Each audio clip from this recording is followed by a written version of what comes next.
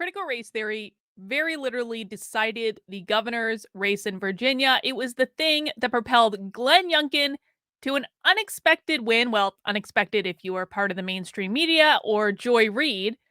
But it seems as though the Democrats have not learned their lesson. Listen, man, how I approach life is I believe that life is about experience.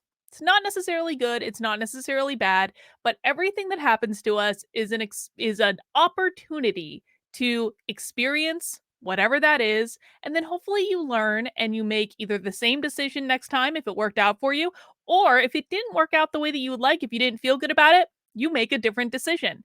It allows people to look at things more non-judgmentally, approach things with a little bit more of a level head.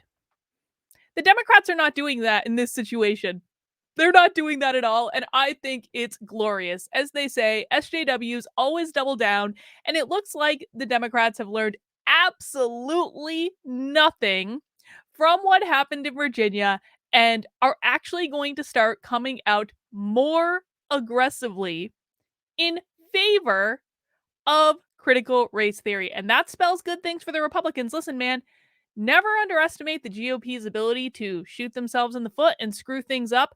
However, it's kind of one of those things that I think that the issue of critical race theory is so front and center. So many parents are paying attention to it, not just conservative or Republican parents either. There are a lot of liberal, politically homeless parents that are paying attention to it as well. And if the Democrats really plan to double down on this issue, I don't even think the Republicans are capable of screwing up so badly that this would turn out to be a problem in the midterms. So what we're going to do is we're going to read this here article from Business Insider. Democrats plan to swing back aggressively at Republicans on critical race theory claims. We're going to take an inside look into what the Democrats are planning on doing and talk about what I think that means.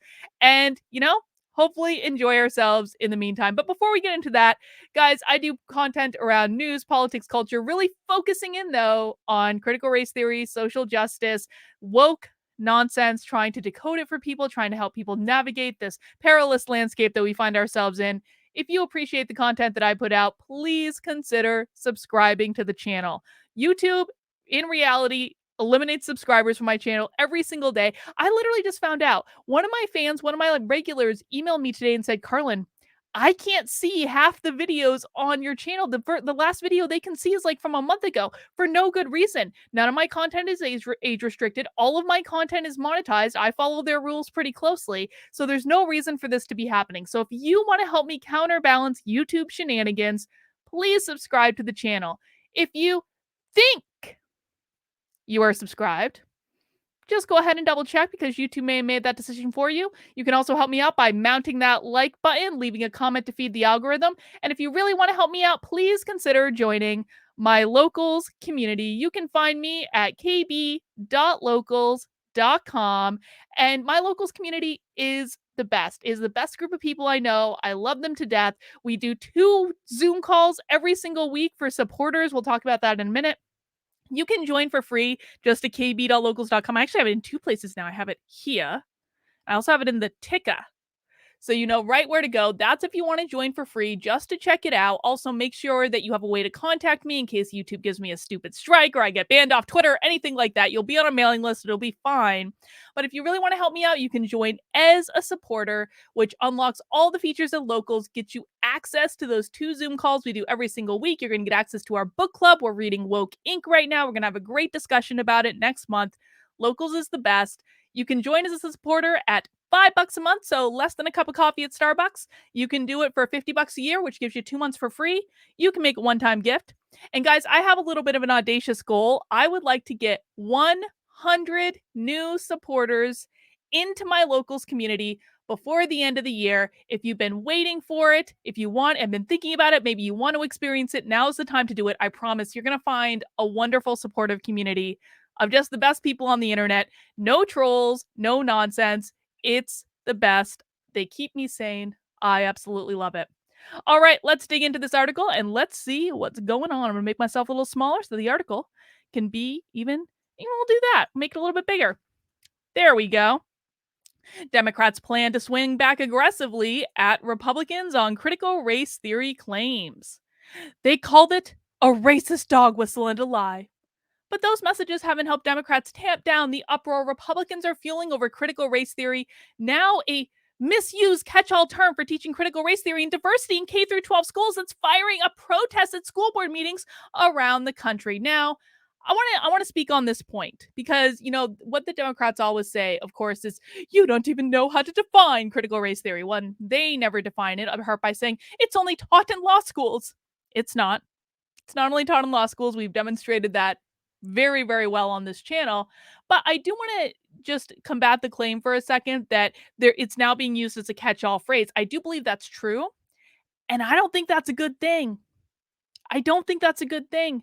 I think every bad idea, every bad woke idea is getting lumped under critical race theory, whether they have anything to do with critical race theory or not. And I actually think this is to our detriment because if we're passing laws and policies banning, quote unquote, banning the teaching of critical race theory, and you lump everything under that when it's not all the same thing, what's going to happen is that average people are going to think, oh, critical race theory is banned. I don't need to worry about any of this woke nonsense. And that's just not true.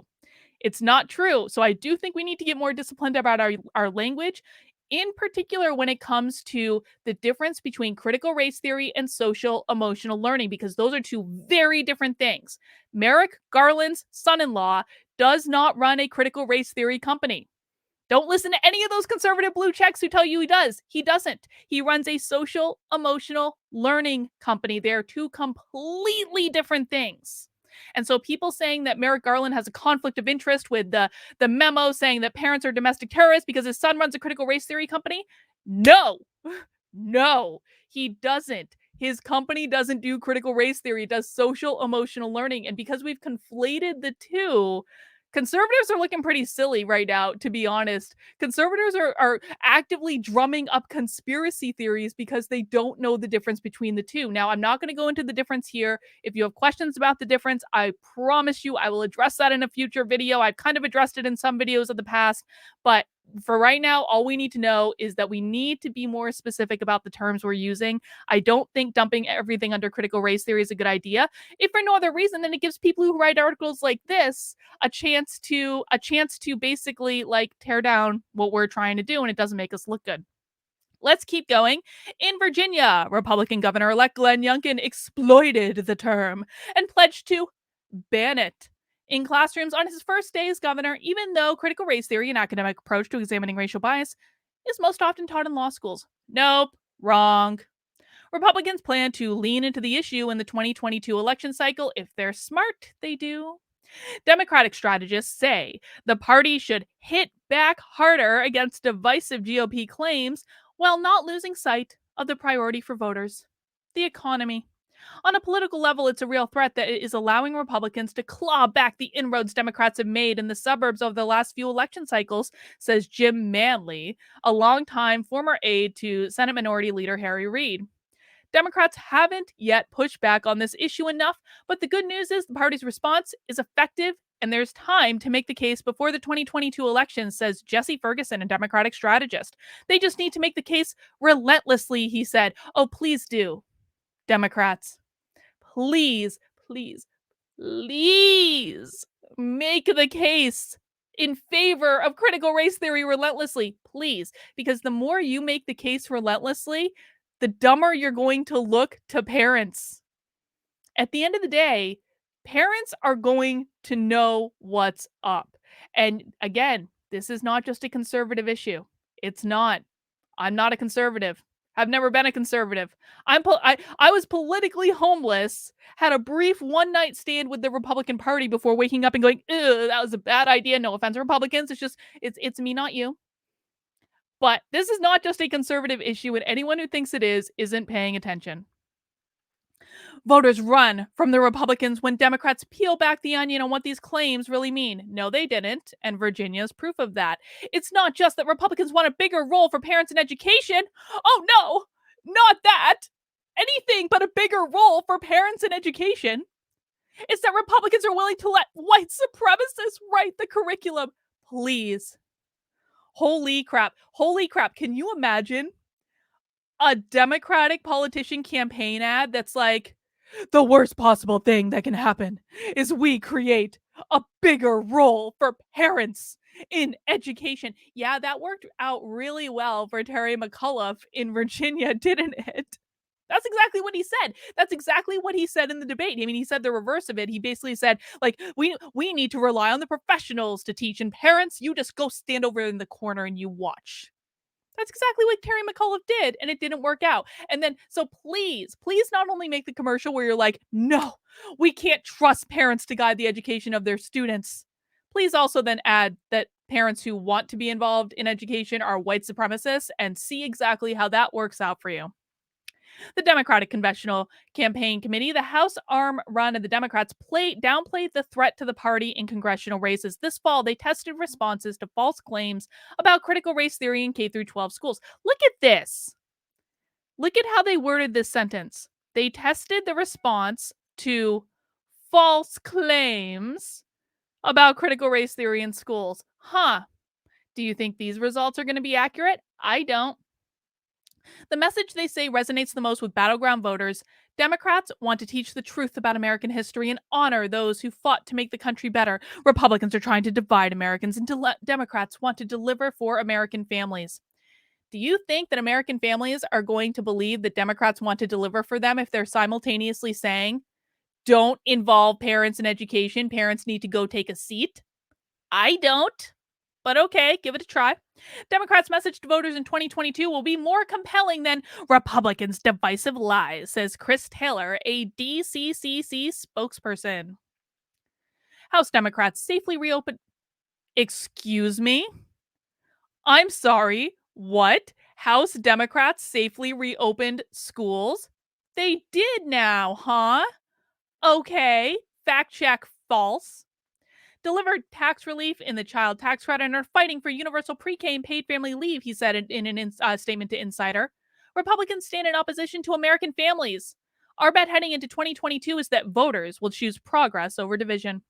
This message tracks with an ABC or a Washington Post ABC News poll that found most Americans overall said public schools should teach a good amount or more about the history of racism affects the U.S. While most Democrats and independents said schools should teach about the effects of racism, just 4 in 10 Republicans agreed. But Manley said the results in Virginia's recent gubernatorial race show that Republicans used critical race theory as a wedge issue to raise broader concerns among suburban voters. To suggest that it's just an issue for the GOP base is kind of like putting your head in the sand. We need to figure out how to address the phenomenon without overplaying our hand or allowing Republicans to, break the education system in this country. Can we please break the education system in this country? The fastest way to solve systemic racism in this country would be to abolish the teachers' unions and defund the government schools. And when I say government schools, everyone needs to keep in mind that the public schools are funded by the government. They are funded by your taxes. They are run by the government. They're government institutions. Every single time we think public school, we need to be thinking government. We need to start thinking about those two interchangeably. You want to end systemic racism? Abolish the teachers' unions, defund the government schools. It's going to be a whole new, bright, beautiful world. I mean, listen, I'm not going to say that it would be necessarily like a smooth, easy transition, and I'm not being unrealistic. I know that's not going to happen overnight. I'll take school choice in the meantime. But I do really think that we need to start building up alternatives to education. We need to start looking at homeschooling, different educational pods. I think that there is so much opportunity for entrepreneurship in the homeschool space to help parents who are really, they like the idea of doing it. They want to be more involved in their kids' education. They do not want them in the public schools, but they just don't know how to do it or they're intimidated by it. So much opportunity for entrepreneurship in that space right now. I digress. A Fox News voter analysis survey found 25% of Virginia voters polled cited the critical race theory debate as the most important factor in their support for a gubernatorial candidate. And most of those voters went for Youngkin over Democrat Terry McAuliffe. And this is the opportunity to learn a lesson that the Democrats are not learning. The DCC chair, Representative Sean Maloney of New York, told the Washington Post the Democrats have learned from the lies and the distortions of the last election, Democrats will argue that children need to learn their history, all of it, without censorship or politics limiting what they can learn. Democratic pollster Celinda Lake said Democrats are on strong terrain when they talk about teaching the truth about racism and history, and they should be more aggressive in their responses. Please, please do it. Voters are wildly, wildly in favor of it. And even half of Republicans think that this stuff should be taught. And that's part of the problem, Republicans.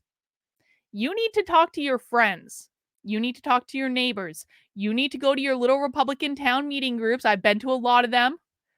You need to go and explain critical race theory and get people on board. You need to evangelize. If you are against this stuff in the schools, you need to be there to help other people understand it.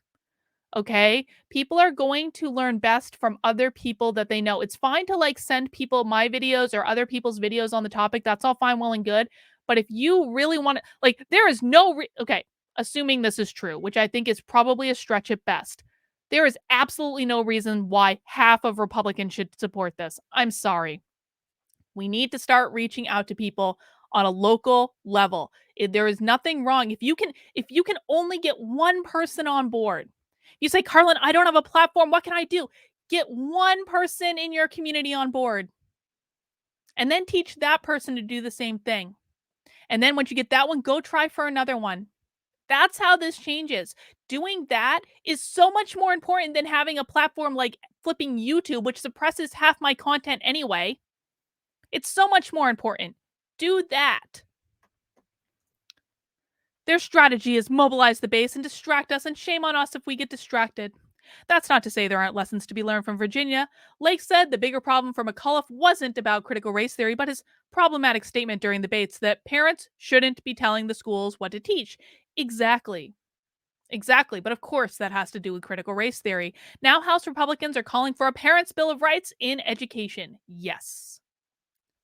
Democrats need a better answer about parental involvement, Lake added, and the irony is that more Democrats are parents than Republicans. We ought to be very comfortable with this, she said.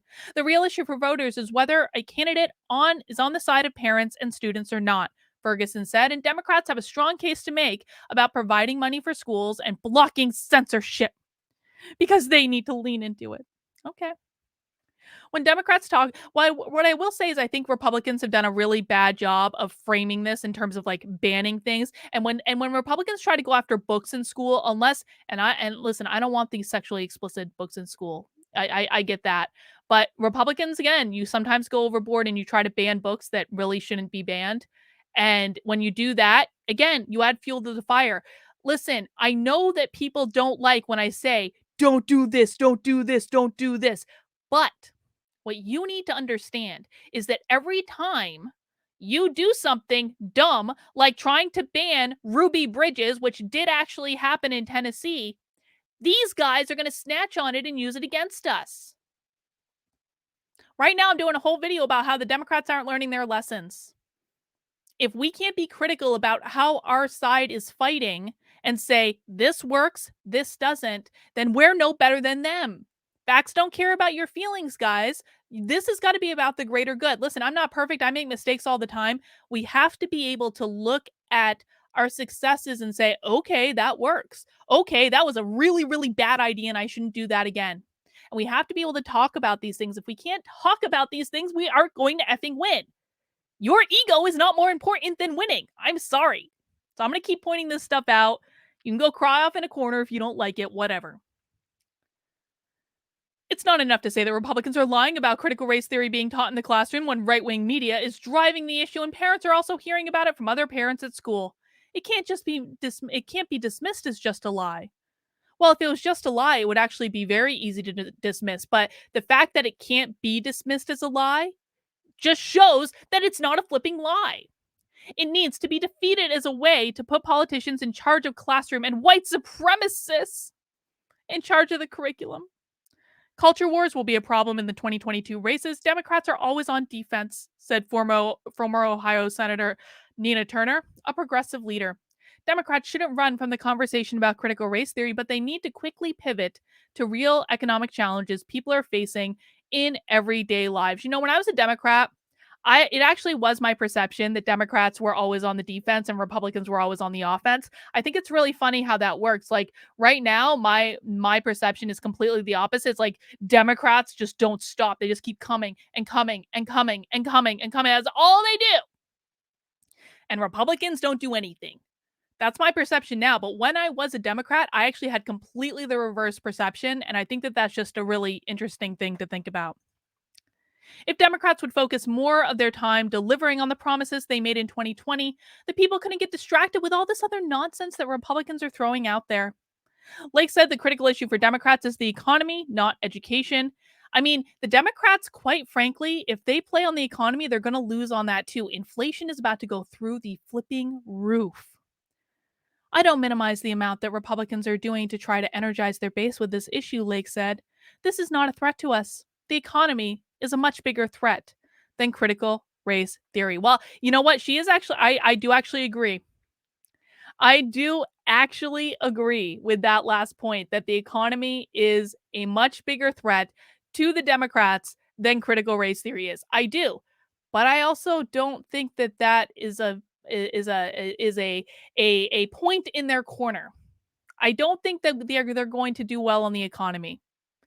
It costs like I don't drive all that much when I'm at home just cuz like I don't. I just filled up my gas tank today. Holy hell, what happened? What happened? If the Democrats run on the economy, they're going to lose. If the Democrats double down on critical race theory, they're going to lose. And I think it's going to be so bad. Like they are so out of touch with what's going on. I don't know. I think it's going to be glorious to watch. We're going to have a grand old time between now and the midterms. You guys ready to go? I'm ready to go. I'm ready. I keep saying this, but I feel like the energy has changed. Listen, man, 2021 sucked. It sucked real bad. We lost a lot. I had a real bad time of it. I feel like I'm starting to get my second wind. I'm about to go on vacation for a week.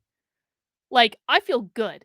I feel good about this whole scenario. I'm going to get charged up. I'm ready to go. Book coming out next year, stuff going on. I think it's going to be great. All right, guys, that's all I have for this video. Again, if you enjoyed it, I hope you will consider subscribing to the channel, turning on notifications, mounting that like button on the way out the door. And again, please consider becoming a member of my locals community. I really, really, really, really, really, really, really want to get 100 new supporters in. I want some new blood in. Not that I don't love the people that are there, because I do. But we do these Zoom calls that are just great. People bring all sorts of topics to the Zoom calls. We had a great conversation about Kyle Rittenhouse and the implications for the justice system. We had a great conversation about Project Veritas and what's going on with the FBI and all of that stuff we can't talk about in public. But this is our own little safe space. They're not recorded. The only way you get access to these things is by joining my locals community as a supporter. $5 a month, $50 a year. You can make a one-time gift as well. I hope to see you there, guys. kb.locals.com. It's in the ticker. That's all I've got for right now. I'll see you soon.